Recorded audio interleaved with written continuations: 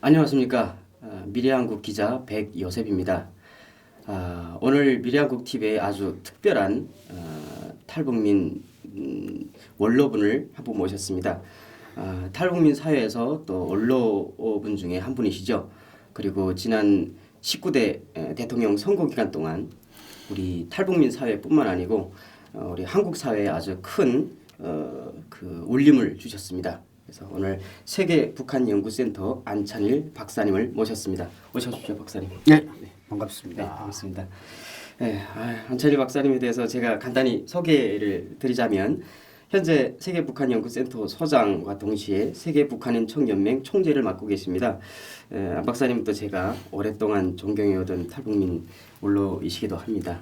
네, 그래서 1954년도 평안북도 의주에서 태어나셨다고 하셨네요. 네, 저희 집이 신우주라. 글쎄, 한고향 사람이죠. 네, 거의 한고향이네요. 그래서 참 그 남한에 오셔서 그 학력들을 보면 고려대학교에서 그 1988년도에 정치 외교학을 전공하셨고요. 그리고 고려대학교 대학원에서 정치학 박사를 1990년에 하셨습니다. 그리고 석사. 석사. 네, 네. 그리고 1997년 건국대학교에서 정치학 박사를 나오셨습니다. 그래서 어찌 보면 쭉 학사, 석박사 모두 정치학을 전공하신 정치학 전문가십니다. 북한 군에서 현역으로 오셨다고 들었습니다. 네, 네. DMZ에 근무하다가 네. 우리 백 기자님이라고 불러야 되나요? 네, 네. 백 앵커님이라고 불러야 되나요? 우리 백 기자님도 이제 네. DMZ로 넘어오려고 시도했던 적이 있죠? 네, 그렇습니다. 예. 네. 그래서 그때 어떻게 계급이 어떻게 되셨어요? 계급은 이제 그 부지피장으로서 아. 북한군으로서 이제 상사로 근무했죠. 군사청은 상사. 예. 그러면 그 만기복무 거의 그 끝말이에 가셨던 거 아니었어요? 그렇죠. 끝날 무렵에 이제 네. 그 군복을 벗고 사회로 나가느냐 군에 계속 있느냐 이런 네. 문제가 제기됐는데 네. 그게 뜻대로 안 돼서 이제 휴전선을 넘어오게 된 겁니다. 이제 1979년도 군사분계선 비무장지대를 그 3,300볼트 고압을 넘어오셨다고 들었습니다. 네. 그 거의 뭐 영화 같은 장면이었는데 그때 상황이 좀 어떠셨어요? 글쎄 뭐 그때는 이제 저는 누구보다 DMZ에 오래 근무하다 보니까 9년을 근무했습니다. 그래서 뭐 남쪽의 방송 뭐 전단 이런 걸 많이 보다 보니까 사실 마음은 거의 남쪽에 와 있었고 네. 근데 또 자기 희망이 실현되지 않으니까 네.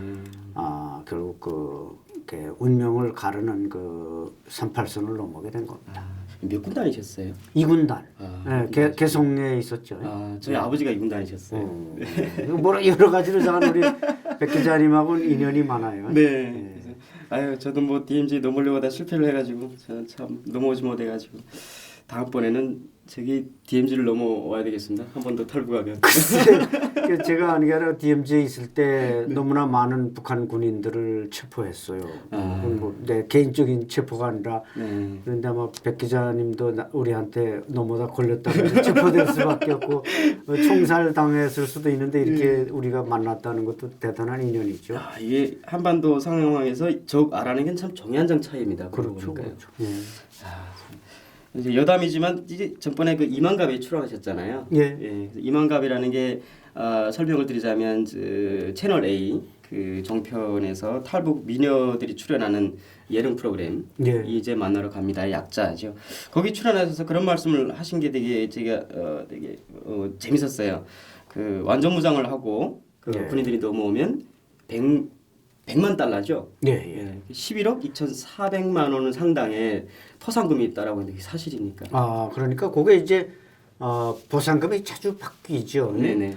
근데 최근에 바뀌었는데 북한의 고위 정보를 가져올 경우에 100만 달러를 주고 그렇지 않은 경우는 이제 그 군사 칭호 계급이나 또 무기도 AK 소총 한 정도 과거에는 어떻게 평가되는지 모르지만 이번에 달라진 그 통일부가 발표한 데 따르면 이 AK 소총 한 정도 1,000만 원을 별도로 줍니다. 그러니까 DMZ에서 뭐 이 방송을 듣는 분이 있다면 한 종만 가져오지 말고 네. 두 종 가져오면 2천만 원 받고 세 종 가져오면 3천만 원 받으니까 뭐 별로 무겁지 않으니까 많이 가져오면 좋겠죠. 예, 야, 제가 대성공사에서 조사를 받을 때 그 조사관들이 그런 말씀하시더라고요. 이렇게 피곤하게 오지 말고 다음번에는 네가 그 몰았던 탱크를 몰고 오라.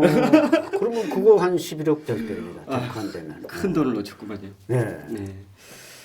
네. 그래서 이 시간에는 솔직히 지금 대선 때마다 이전 대선 때도 그랬지만 이번 대선은 더 심하게 이 이념 갈등이 심했던 것 같아요. 사회 갈등이 특히나 예전보다는 다르게 이번에는 탈북자 사회 내부에 또 갈등이 또 증폭이 됐고 그런데 그게 또 어찌 보면 그 이념 갈등이나 또 어찌 보면 뭐 그 정치 갈등인데 그렇죠. 그건 또 우리는 또 솔직히 우리가 그거를 원해서 또 갈등에 또 휘말린 것도 아니잖아요. 결국은 그렇죠. 한국 사회의 어떤 구조적인 문제 안에서 우리가 이렇게 된 거기 때문에 그래서 좀 가슴이 아팠고 같은 탈북자로서 그래서 너무 많은 분들이 이렇게 서로에 대한 어떤 반목, 질시, 비난 이런 것들이 있는데 그래도 우리가 같은 탈북자들 안에서는 그런 일이 좀 없었으면 좋겠다 그런 마음이어서 그 박사님을 모시게 됐습니다. 일단 같은 탈북자로서 또 많이 존경했던 분으로서 지금도 여전히 존경합니다만요. 그래서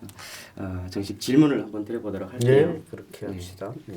어쩌면 최근에 가장 예민한 또 그리고 가장 핫한 이슈가 아닐 수가 없습니다. 19대 대통령 선거 일주일을 앞둔 지난 2일이죠. 국회 헌정기념관에서 충격적인 일이 있었습니다. 강명도 교수님이랑 또 여기 안찬일 박사님 등 여러 탈북 언론인들이 포함된 탈북민 400인이 문재인 지지 기자회견 지지선언 기자회견이 있었던 겁니다. 안 박사님을 누구보다 존경해왔던 저로서는 상당히 큰 충격이 아닐 수가 없었죠. 그래서 없었던 일이었으니까요. 그래서 그렇죠. 탈북민 사회 전체가 솔직히 여동을 쳤어요. 지각 변동이 일어났습니다. 그리고 한국 사회도 상당한 관심을 가지고 주시를 했습니다. 그러면 질문을 드리겠습니다. 그동안 안 박사님은 주로 그래도 보수적인 활동들을 많이 해왔던 거로 사람들이 인식을 하고 있어요. 그런데 이번에 어찌 보면 진보 진영이라고 하는 그 문재인 대통령 후보를 지지하게 되신 근본적인 이유에 대해서 말씀을 좀 해주시면 감사하겠습니다. 네, 뭐 잘 아시겠지만 이제 그 탈북자들의 어떤 이념적 스펙트럼 이걸 간략히 설명드리면 지난 2012년 문재인 그때 후보 박근혜 후보가 있을 때 제가 아는 범위 내지만 그 30%가 문재인 후보를 지지했고 70% 이상이 박근혜 후보를 지지했습니다. 또 그 당시에 저는 새누리당 그 탈북자 본부장으로서 박근혜 후보를 지지하는 그런 회의를 열고 거기서 박근혜 후보를 지지하는 선언문을 또 낭독했습니다. 근데 이제 5년이 지나서 지금 와가지고는 아이러니컬하게도 제가 또 문재인 후보를 지지하는 지지 선언문을 냈고 이제 지적하신 대로 400여 명과 70여 개의 단체장들이 참가를 했고 그래서 저희들이 그 아는 범위 내에서 무슨 정확한 앙케이트를 실시한 건 아니지만 지금 그 이념적 지형은 그 당시에 거의 반대로 그러니까 지금은 한 70%가 문재인 후보를 지지했고 30%가 보수 쪽을 선택하지 않는가 이렇게 생각하는데 저희들이 그렇게 선택한 이유는 뭐 문재인 그 후보 쪽 지금은 뭐 대통령이 됐습니다만은 그쪽에 무슨 대북 정책, 통일 정책, 뭐 북한관 이게 다 마음에 들어서 한 건 아니고 저희들은 이제 보수 정권에서 좀 많이 실망을 하다 보니까 탈북자 정책에서 복지나 이런 데서 실망을 하다 보니까 우리가 그 6가지의 이제 공약을 만들었습니다. 탈북자 뭐 정착 문제, 지원 재단의 뭐 개혁 문제 이런 걸 만들어서 이제 다 제출했는데 그걸 가장 빨리 받아들이고 이거 해주겠다 이렇게 최고 지도부에서 나온 건 민주당뿐이었습니다. 그래서 우리는 뭐 어떤 강명도 교수나 저나 뭐 이런 몇몇 사람의 생각이 아니라 그래도 다수가 하자. 우리는 이번에 가서 새롭게 함으로써 뭔가 탈북자 정착에서 좀 혁신을 하나 일으켜보자. 이런 뜻에서 한 것이지 분명히 말씀드리지만 문재인 정부의 어떤 대북 정책, 통일 정책에 100% 공감해서 간 것은 아니다. 오히려 저희들이 들어가서 뭐 그게 좀 문제가 있다면은 균형자 역할을 우리가 할 수 있지 않겠는가. 그래서 뭔가 하나의 그 혁명이라고 생각하고 그런 선언을 하게 된 겁니다. 정말로 혁명 같습니다. 그런데 어찌 보면 공약을 받아주고 안 받아줬다라고 하는 것이 참 우리한테는 큰 것 같습니다. 그렇죠. 우리가 남한에 왔는데 누가 우리를 먼저 봐주는가 안 봐주는가가 참 중요했던 것 같아요. 네, 근데 사실 뭐 저도 이 질문지를 만들면서 여러 탈북자분들도 좀 자문을 구하고 했습니다. 그래서 실은 그동안 탈북 사회가 가장 큰 이슈가 어찌 보면 그 북한 인권법 통과였지 않습니까? 그렇죠. 그걸 위해서 또 많이 활동도 하셨고요. 그래서 근데 그 북한 인권법에 대해서 솔직히 민주당은 그동안 많이 또 반대도 했었고 또 과거로부터 그 유엔 북한 인권 결의안에서도 기권과 불참을 3번씩이나 했었던 거고 그래서 그렇죠. 예 근데 이번 문재인 후보를 지지하시게 되면서 과거의 민주당과 지금 현재의 민주당이 거의 다르다고 생각하시는지 만약 다르다고 생각하시면 그 이유에 대해서 어떻게 좀 설명해 주실 수 있겠습니까? 글쎄 그 지적하신 이제 인권법이 만들어지고 네. 그 재단이 구성되는 과정에서 민주당이 이렇게 성의를 보이지 않은 점, 시간을 끌은 점은 분명히 잘못된 점이죠. 그렇다면 자유한국당 물론 뭐 전신은 새누리당이겠습니다만 거기 이제 이사진을 구성하는데 새누리당에서 5명, 뭐 야당에서 5명, 통일부 장관이 2명 이렇게 돼 있지 않습니까? 네. 그런데 뭐 민주당은 아예 내놓지도 않았지만 새누리당 쪽에서 내놓은 이사안을 보니까 우리가 이제 우리 백 기자님이 인정해 줬지만 우리는 북한 인권법 통과를 위해서 삭발까지 하고 떼약볕 아래서 정말 오랫동안 고생했습니다. 뭐 저 같은 사람의 고생은 그건 아무것도 아니고 우리 김태훈 위원님이나 거기 정배드로 목사님이나 그런 분들이 그 노력한 공은 누구나 인정해 줘야 됩니다. 그래서 저는 재단 인사가 드러나면 김태훈 위원장님, 정배드로 목사님, 오봉석 총장 이런 분들은 당연히 거기 이사에 들어가 있을 줄 알았는데 왕창 같은 사람들이 들어가 있는 겁니다. 그때 저는 머리가 획가닥했습니다. 이게 뭔가 이 사람들이 잘못하고 있구나. 솔직히 좀 심각하게 표현하면 국정농단이 이게 아닌가. 왜냐? 인권법 통과를 해서 땀 흘리고 길바닥에서 떼약볕에서 또 야당 그 심재륜 의원인가 거기 사무실에 찾아가서 멱살 잡히면서 싸운 사람들은 한 명도 안 들어가고 그야말로 그게 낙하산이고 농단이죠. 그래서 그런 걸 보면서 물론 이제 그것이 지금 새로 다 편성해야 하는 상황에 왔으니까 민주당도 그 당시 그 시간을 끌은 데 대해서는 분명히 잘못한 거지만 이번에 새로 다 이것을 재편하게 된 건 차라리 잘된 일이고 이걸 계기로 삼아서 양당은 정말 인권을 위해서 우리 백 기자님도 그때 취재를 위해서 불철주야 뛰어다녔으니까 그런 공이 있는 분들에게 뭔가 배분하는 그런 체계가 돼야 된다. 그런 점에서는 뭐 차라리 잘 되지 않았나 이런 생각도 합니다. 네. 그리고 다음 질문을 드릴 건요. 14일쯤에 한 인터넷 신문에 기고를 하셨더라고요. 그래서 새 정부의 통일 및 탈북자 정책에 바란다라는 제목으로 그 기고를 해서 탈북자 정책의 대전환이 필요하다라고 하셨고요. 또 먼저 온 통일이 아니라 먼저 온 실패다라고 이렇게 신랄하게 말씀하셨어요. 그리고 우선 탈북자라는 고리타분한 이름부터 바꾸길 바란다라고 또 말씀하셨습니다. 여기에서 2가지 질문인데요. 탈북자 정책에 대해서 새 정부가 어떻게 해주길 기대하느냐 하고요. 그리고 탈북민들에 대한 새로운 법적 용어로는 혹시 생각하고 계시는 게 어떤 것이 있을지 그 2가지를 여쭙겠습니다. 예, 상당히 중요한 부분인데요. 네네. 제가 그 탈북자들을 이제 뭐 통일부 장관을 비롯해서 우리 과거 인사들은 이제 우리 행사장에 오기만 하면 여러분은 먼저 온 통일입니다. 이렇게 말은 멋있게 하죠. 뭐 또 그분들로서 그렇게 말할 수밖에 없고 그 자체를 뭐 골고 늘어지는 게 아니라 그렇게 한다면 실제적인 그 행동으로서 실사구시적으로 나타나야 된다고 보는데 지금 우리 정부가 참 거의 300억에 가까운 막대한 돈을 투자해서 우리 탈북민들에게 배려를 돌려주고 있습니다. 그런 이제 하나재단을 통해서 근데 그 실제 하나재단의 인적 구성을 보면 뭐 이사장이나 사무총장을 비롯해서 이때까지 탈북민들이 한결같이 요구한 건 탈북민들을 거기에 좀 인사로 넣어달라. 이런 요구를 했지만 어느 누구도 거기에 귀도 돌려주지 않았고 그 공기업 이 국공립 기업들에는 정권이 탄생하면 우리 박근혜 정부 때 제가 그 선언서를 낭독했다고 아까 그랬죠. 그렇게 공이 있는 탈북자들이 엄청 많았으면 그 사람들한테 기회를 줘야 되는데 이건 그런 대통령을 당선시킨 사람과는 아무 관계가 없는 사람들이 낙하산으로 들어왔단 말이죠. 그게 우리가 볼 때는 말로는 먼저 온 통일이지만 먼저 온 실패가 아닌가. 네. 이런 점에서 뭐 대표적인 사례 하나를 들지만은 장애인 재단에 한번 가보십시오. 이 장애인 재단에 가보면 태반이 다 장애인이 그 장애인 재단을 운영하고 경영하고 그렇습니다. 네. 탈북자 재단이라는 것은 정부가 막대한 돈으로 배려해 줬으면 그걸 실천한 사람이 탈북자가 되면 그만큼 이 말하자면 그 경험적인 것도 있고 가족적으로 운영할 수 있고 또 우리 지금 뭐 1,000명이 넘는 젊은 청년들이 우리 백 기자님을 비롯해서 대학을 졸업했지만 사실 뭐 국가 공기업이나 또 뭐 대기업에서도 잘 안 받아주기 때문에 그런 재단 같은 데도 우리 청년 학생들이 졸업하면 취업할 수 있는 기회가 있으면 우리도 졸업하면 저기로 가야 되겠다. 이런 희망을 가질 수 있는 자리인데 지금 인적 구성을 보면 그 비율이 대단히 탈북자 고용이 낮다는 것입니다. 이런 걸 고쳐달라는 뜻이고 그걸 잘못했다고 우리가 비판하는 거고 이런 문제도 상당히 중요하죠. 지금 무슨 그 귀순용사에서 무슨 세토민에서 뭐 북한 이탈 주민 현재 법적 용어는 이탈 주민입니다. 탈북자나 뭐 탈북민이 아니죠.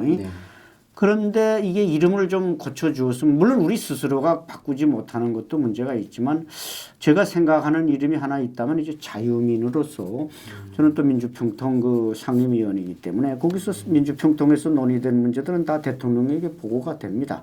그래서 제가 이미 지난해 초에 우리 탈북민들이 그래도 자유민으로 좀 불러달라. 왜냐하면 그 이름이 왜 중요하냐면 현재도 우리 대한민국 속에서 우리가 녹아내려서 같이 통합하는 데도 중요하지만 이 다음에 고향으로 돌아갔다. 우리 백 기자님이 뭔가 상당히 금요한양에서 신의주로 돌아갔다고 할 때 우리 백요셉 자유민이 돌아왔다. 이런 거하고 백요셉 이탈 주민이 돌아왔다. 뭐 겨우 나고자로 어디가 도망갔다 그냥 겨우 지금 고향에 오는 걸로 되지 않겠느냐. 우리가 통일돼도 북한을 자유화 민주화해야 되는데 탈북민이 다 자기 고향에 돌아가서 그걸 기여해야 되는 거 아닙니까? 이런 면에서 우리가 먼저 온 통일이고 통일이 여군인데 그런 이름이 좋아야 상품도 브랜드가 좋아야 잘 팔리듯이 탈북민도 뭔가 나고자 이런 이탈자라는 용어보다는 좀 뭔가 그래도 앞서가는 이름을 미래지향적인 이름을 줬으면 좋겠다. 그런 뜻에서 저는 자유민을 좀 선호하는 편입니다. 참 어찌 보면 가장 또 제가 공감되는 부분이 그 영어 문제 같습니다. 북한 이탈 주민이라는 게 이탈이라는 영어가 참 깨름직하더라고요. 그렇죠. 이탈자 앞에는 상당히 비정상 그 대열에서 이탈했다라는 그렇죠. 용어가 나오잖아요. 우리가 대열에서 이탈한 건 아닌데. 그렇죠. 네, 참 그런 용어에 대해서 참 마음이 그랬는데 그걸 또 어떻게 좀 잘 해주신 것 같습니다. 그리고 이 어찌 보면 그 탈북민 정책에 대한 새 정부의 바람 자체는 어찌 보면 과거 정부 그러니까 결국 보수들에 대한 어떤 가장 신랄한 어떤 반성이 좀 필요하지 않겠냐 좀 싶습니다. 뭐 이번 기회에도 이렇게 철저하게 패망을 했는데도 불구하고 거기에 대한 반성을 안 하면 참 보수는 살아날 길이 없겠구나 그런 생각이 좀 들었고요.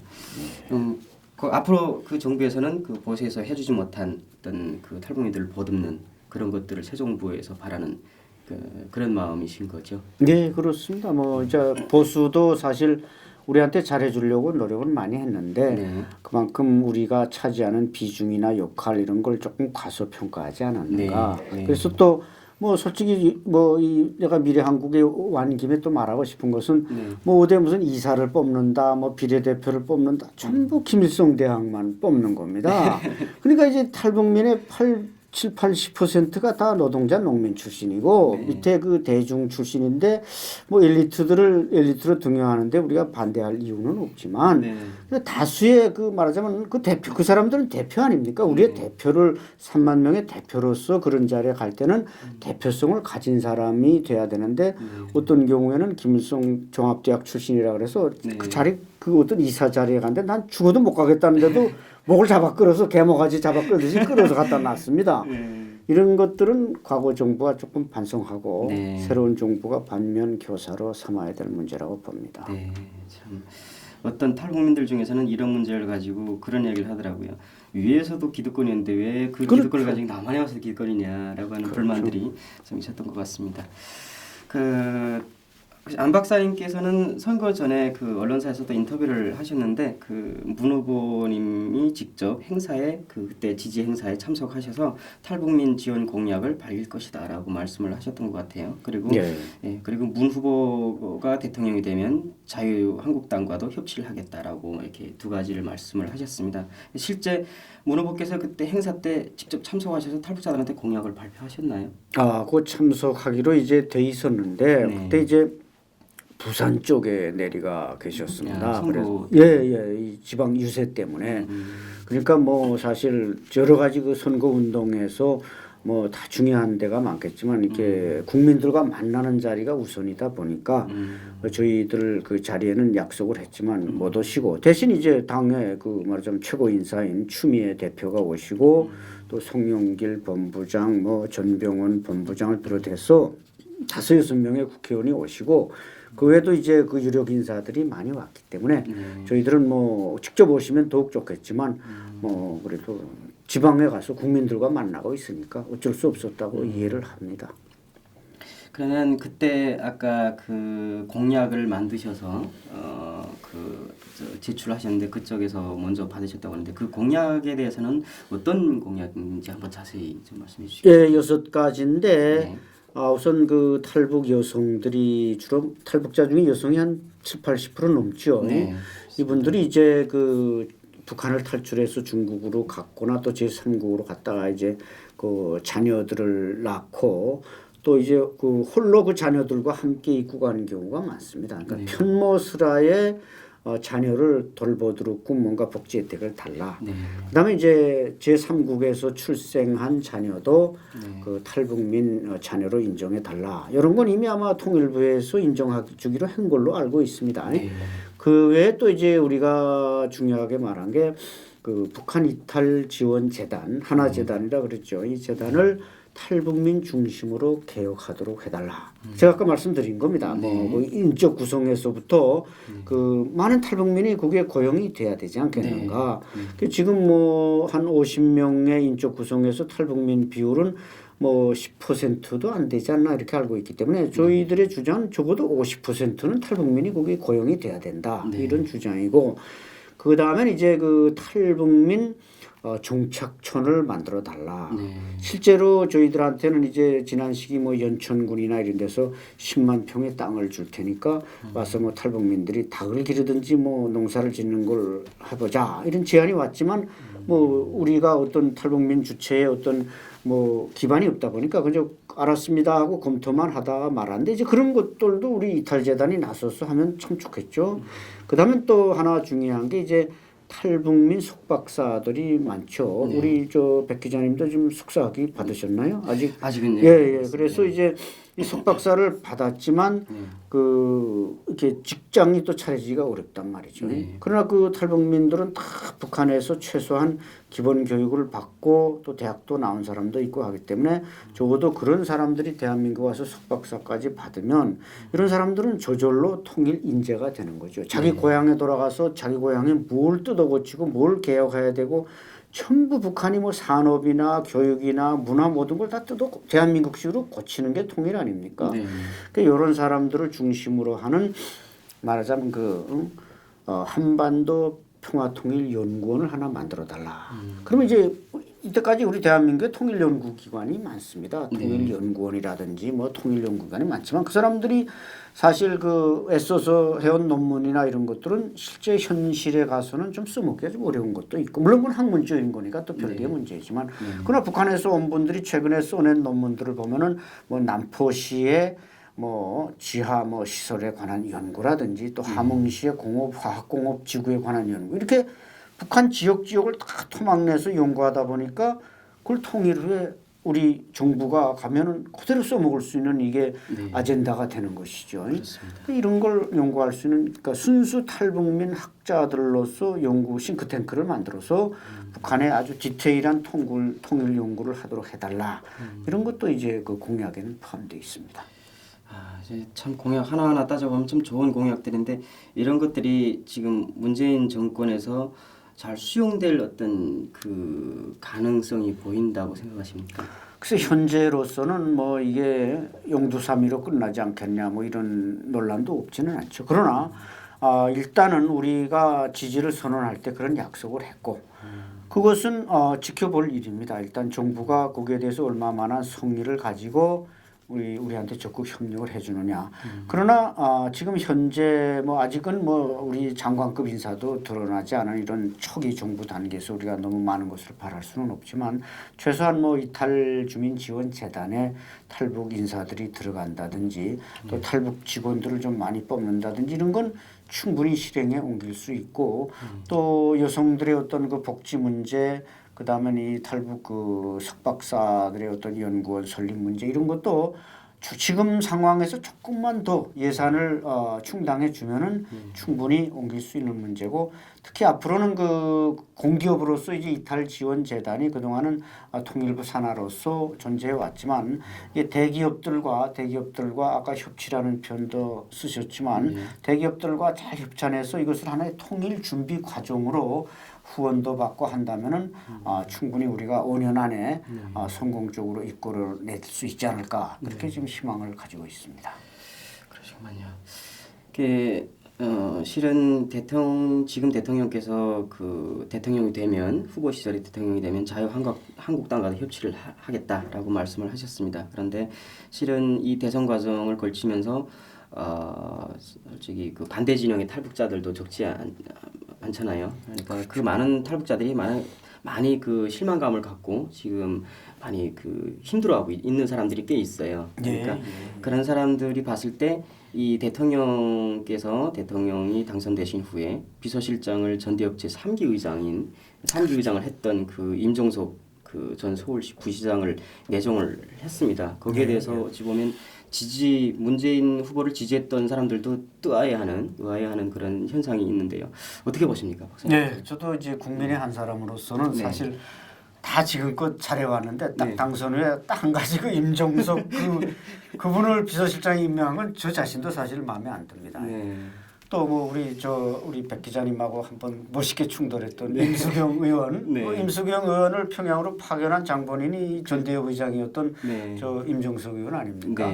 근데 우리가 가만히 생각을 해보면 그건 하나의 과거일 수밖에 없다. 그러니까 앞으로 할 때도 그런 과거에 그 임수경 평양 보내던 식으로 하면 그건 안 되겠죠. 이 사람도 이미 제도권 안에서 국회의원까지 지냈기 때문에 그런 식으로 한다면 우리가 그 용납해서는 안 될 것이고 또 그 사람도 대한민국 그 말하자면 대통령의 비서실장인데 그때 그 젊은이 혈기하던 어떤 그 운동권 그런 스타일로는 저희는 하지 않으리라고 지켜보리라고 보고 뭐 이제 지적하신 대로 이제 인터넷상에 보면 아직도 그 일부 이제 탈북민들은 좌빨이니 빨갱이 이런 표현 씁니다. 근데 그래서 그건 뭐 쓰는 걸 내가 탓하는 건 절대로 아니고 표현의 자유가 있는 대한민국이니까.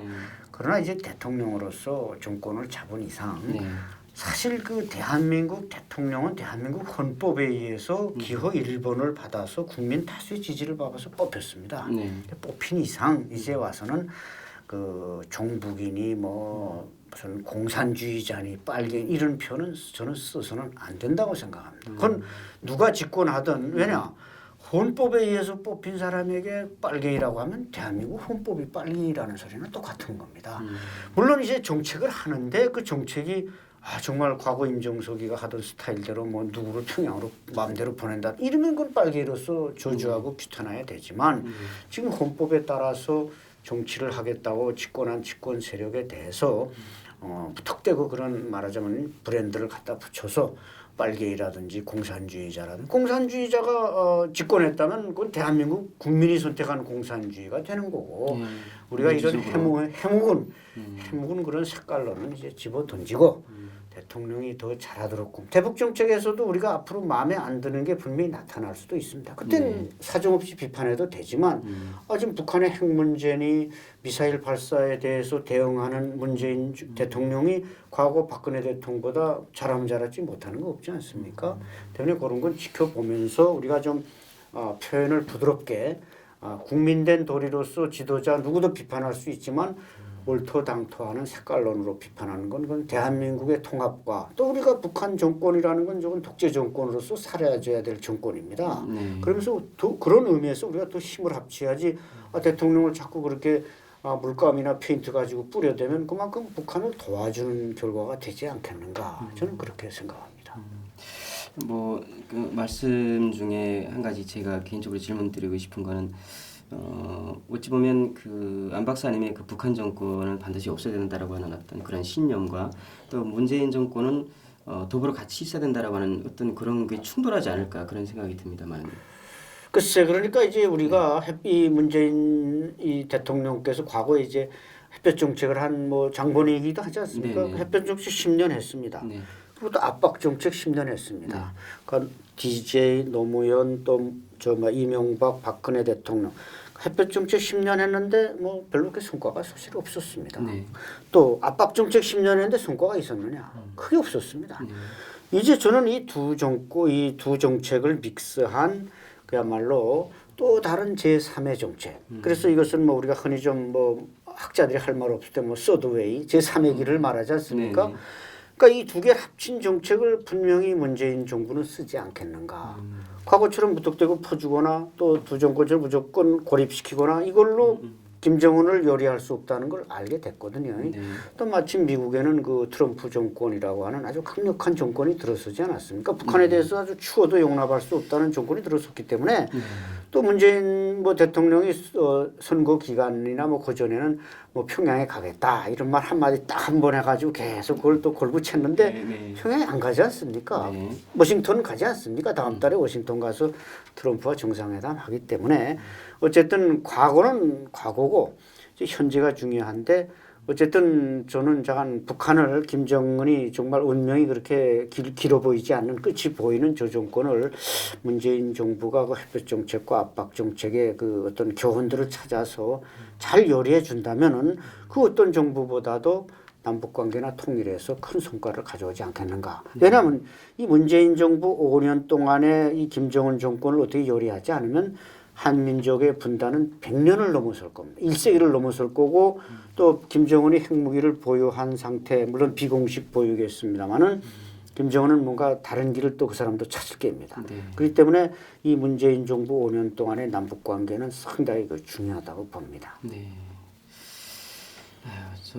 우리가 남북 관계의 대화도 상당히 어찌 보면 할 수가 없는 대화도 안 되는 상황이겠죠. 그런데 또 그나마 우리 국내 안에서 여야로 갈등하고 또 더욱이 탈북자들 내부에서도 갈등하는 게 참 안타깝고 결국은 우리가 조금 다르더라도 그런 이야기를 좀 서로 소통을 하면서 지내야 되겠구나라는 생각이 좀 듭니다. 그렇죠. 서로가 너무 얘기가 안 되니까.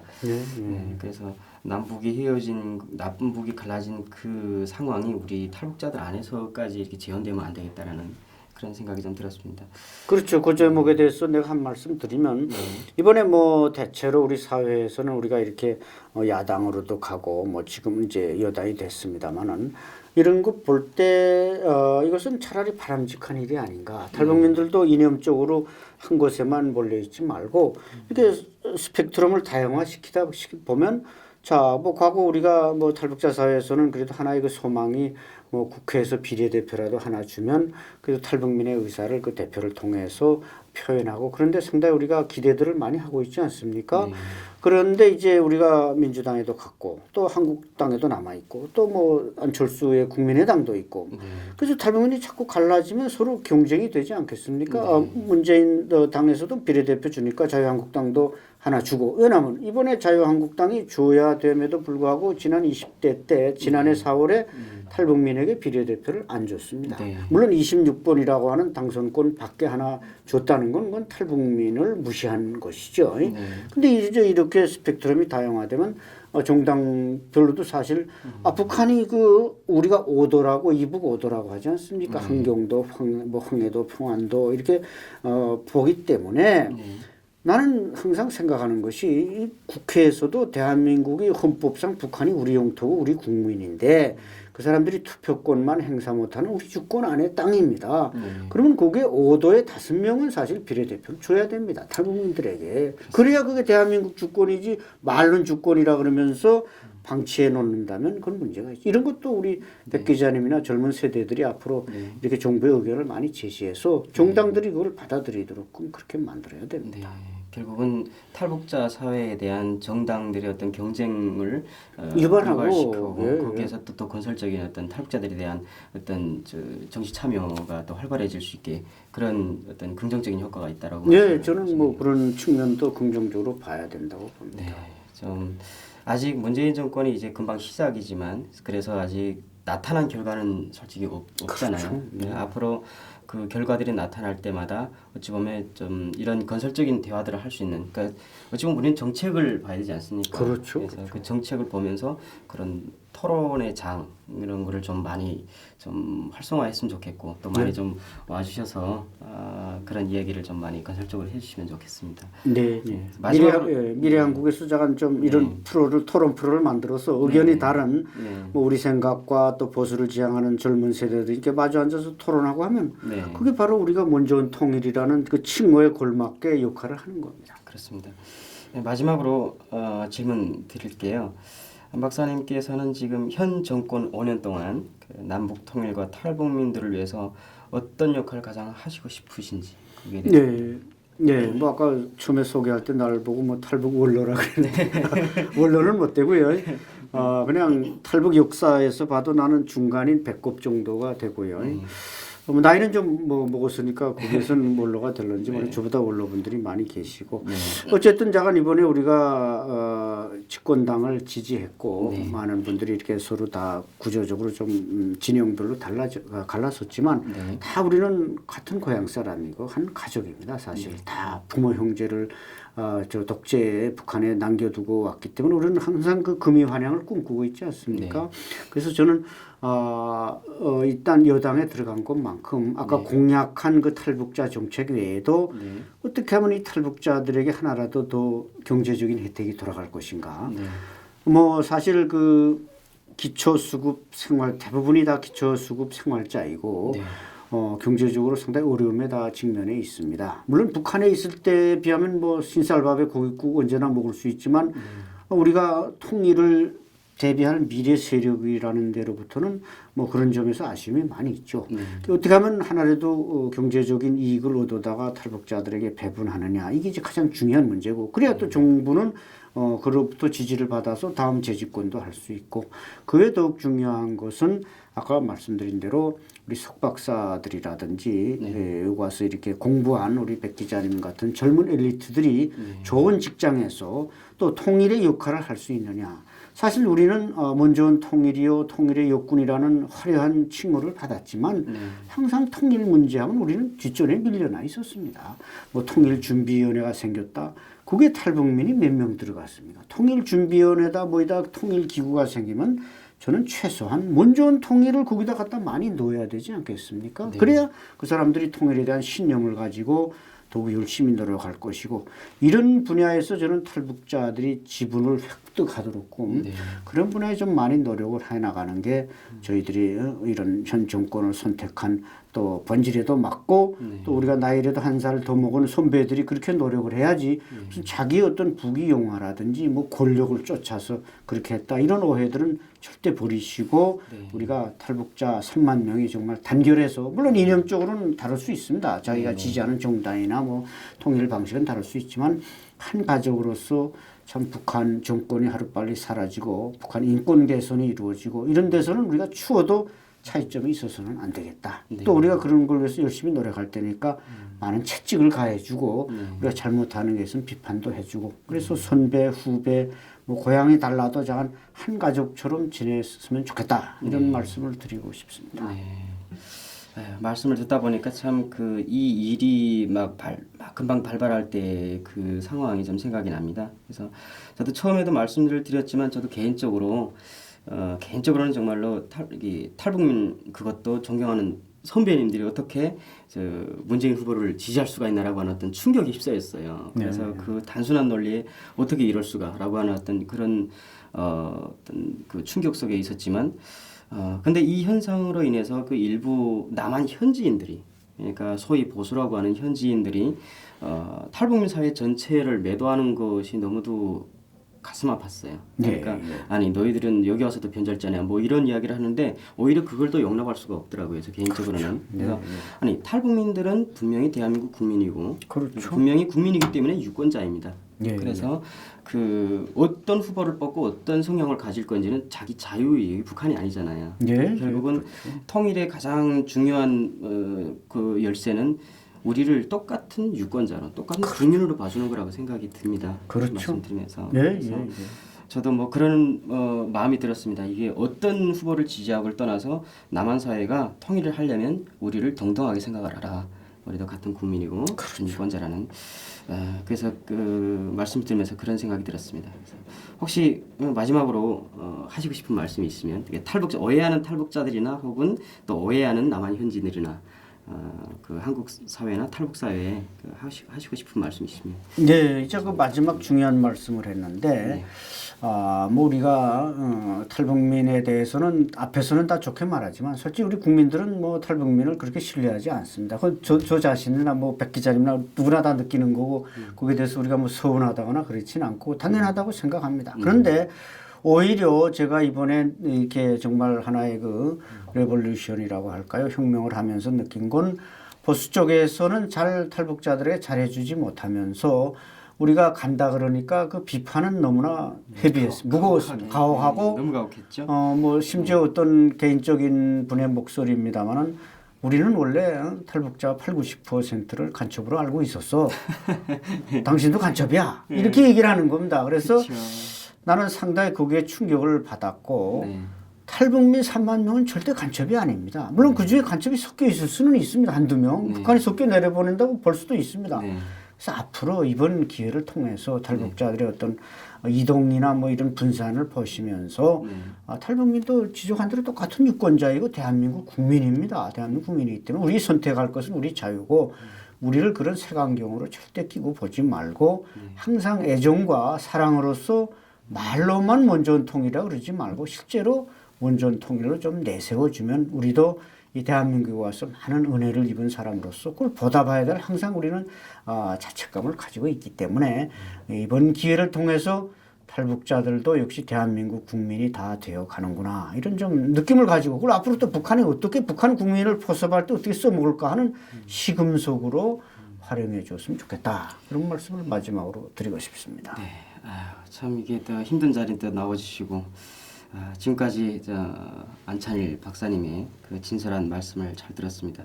앞으로 또 더 좋은 자리에 꼭 모시도록 하겠습니다. 네. 또 이렇게 좀 누추하지만 한번 더 계속해서 나와주시면 이런 좋은 말씀 해주시면 감사하겠습니다. 네, 저는 미래한국의 채널을 통해서 이렇게 시청자들에게 또 국민 여러분께 제 의견을 말씀드릴 수 있는 그런 기회를 줘서 대단히 감사합니다. 네, 그래서 앞으로 박사님이 바라시는 바 꼭 이루어지시길 기대하고요.